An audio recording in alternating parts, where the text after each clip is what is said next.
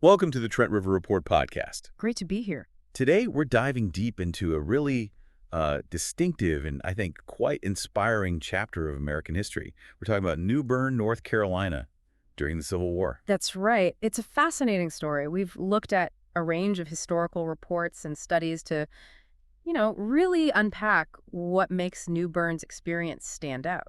Yeah, and our sources, they really highlight its strategic importance, that pretty dramatic battle that led to its capture. And then life under Union occupation, which was quite unique, and the legacy that came out of it all. Exactly. Mm. So our mission today is to really pull out the most compelling insights from all that material for you. Let's do it. Okay, so let's start with the basics.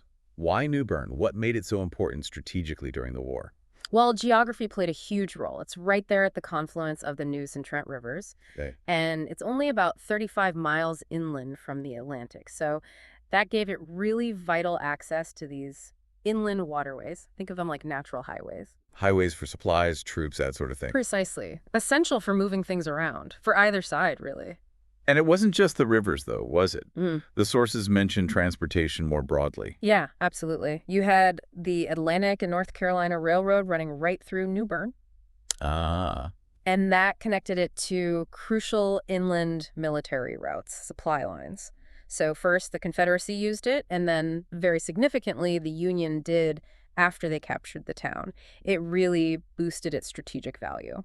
so before the war really changed everything, what kind of place was New Bern? It sounds like it was already pretty established. Oh, definitely. It was a thriving port city before the conflict. The population was over 5,000, which was considerable back then. Right.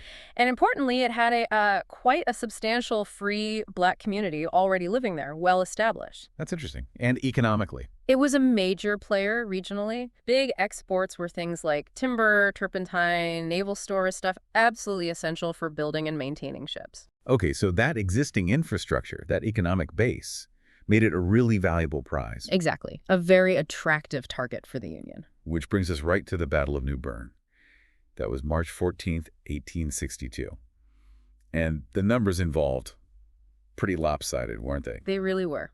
You had Brig Gen Ambrose Burnside leading the Union forces, over 11,000 troops. 11,000, wow. And facing them, under Confederate Brig General Lawrence O'Brien Branch, were maybe 4,000 soldiers. A significant disadvantage for the Confederates. But they did try to defend the town. It wasn't just a walkover. No, they definitely put up a fight. They'd set up a defensive line about 1.25 miles long. Okay. It included 13 redoubts. Now, these weren't, huge stone forts or anything. Think more like reinforced earthworks, trenches with artillery positions. What's meant to slow down an attack? Exactly. So even though they were outnumbered and frankly not as well equipped, Yeah. they did manage an initial resistance. But ultimately, the sheer weight of the Union numbers. Yeah, that proved decisive. Burnside's forces attacked from both the land and the river. A coordinated assault. Applying pressure all along the line, I imagine. Exactly.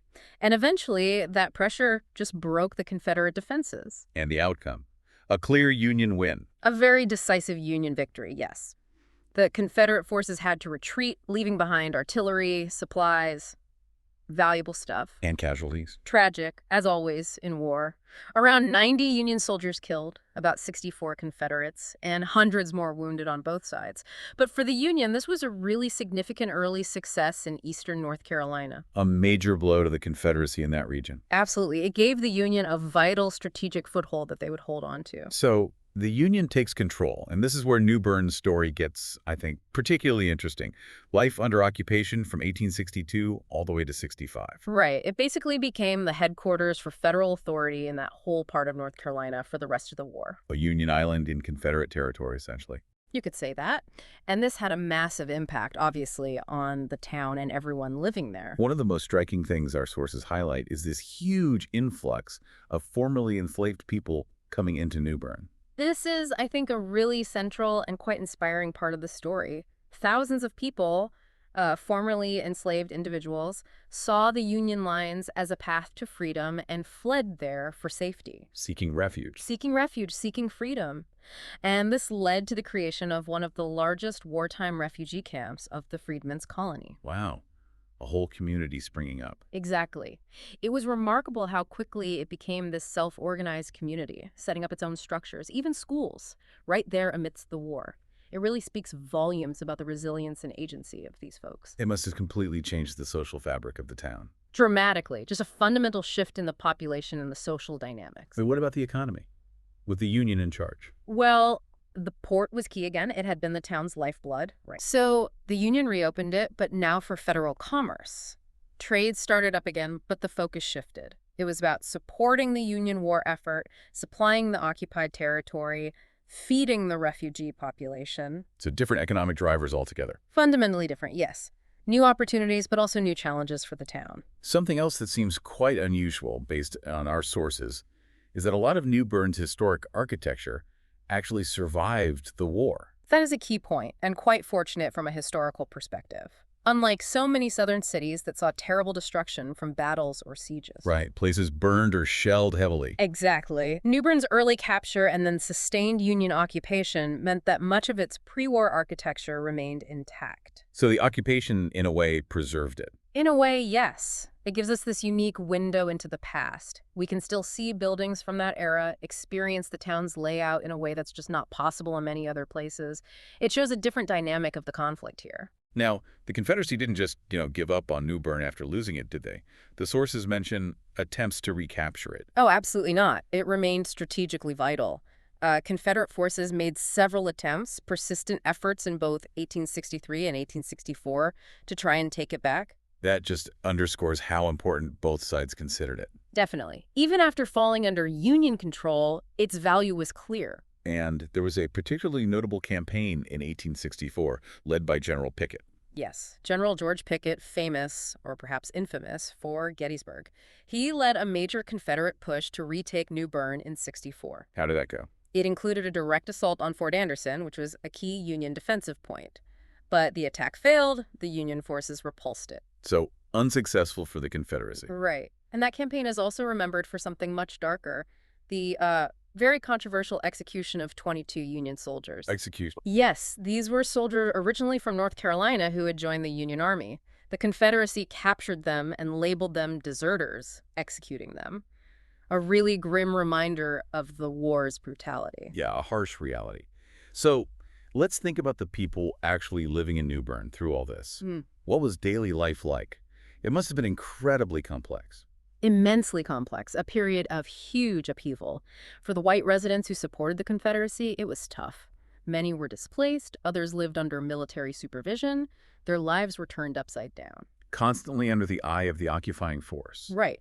Loyalties tested, daily life disrupted. But for the formerly enslaved population, it was a completely different kind of transformation. A chance for something new, even amidst the chaos. Exactly. The Union occupation wasn't perfect, obviously, but it created a space where freedom became a real possibility. And they seized that chance. They absolutely did. Building communities, like we mentioned with the freedmen's colony, starting schools, churches, and crucially, many men joined the Union Army. The United States Colored Troops. Yes, the USCT, bravely fighting for the Union and their own freedom.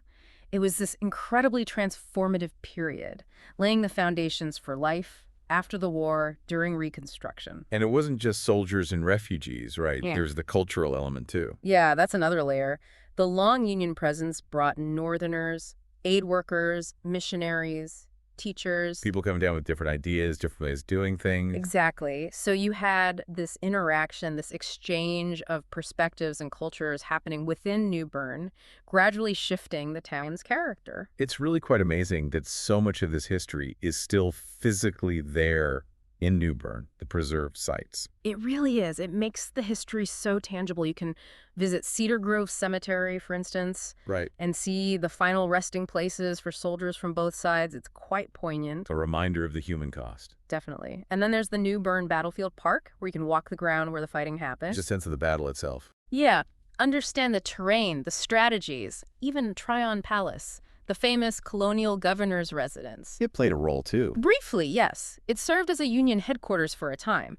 So even these older landmarks got drawn into the Civil War story. And importantly, the sites related to the African-American experience are also there. Absolutely essential. There are sites commemorating the freedmen's colony, marking where early Black schools and churches were established by the newly freed population. You need those sites to get the full picture. You really do. It's critical for understanding the complexity and the full impact of the war in New Bern. So let's try and bring this all together. What really makes New Bern's Civil War story stand out? Why is it so unique? I think it's that combination of factors, the early capture and then the sustained, continuous Union occupation right through the war, that really sets it apart from many other Southern towns that might have changed hands multiple times or faced destruction later on. So that long, unbroken period of Union control is key. It is. It allowed it to become this vital Union base logistically, but maybe more importantly, it turned it into this powerful symbol. A symbol of what? A symbol of Union control deep in the Confederacy, for one, but also a beacon of hope, a tangible place where enslaved people could reach for freedom.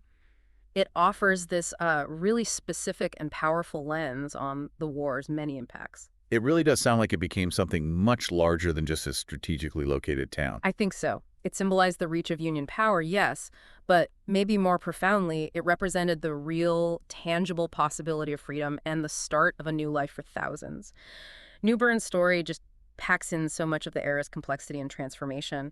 And for anyone wanting to dig deeper, TrentRevReport.com has more details and resources on all this. New Bern absolutely offers this powerful and, I think, ultimately quite positive lens for understanding the Civil War's intricacies, from military strategy to the profound effects on civilians. Especially the dawn of that new era for formerly enslaved people. It's all there. It is. And the hope amidst the conflict. It's rich, it's complex, and parts of it are genuinely inspiring. And the fact that you can still see so much of it today, that makes New Bern such a compelling and honestly moving place to learn about this pivotal time in our history. It really does. So we definitely encourage you to visit TrentRevReport.com to explore this topic further and discover more about the region's incredible history. Thank you for listening to the Trent River Report podcast. Yes, thank you. And please let us know what other areas of interest you'd like us to cover in future deep dives.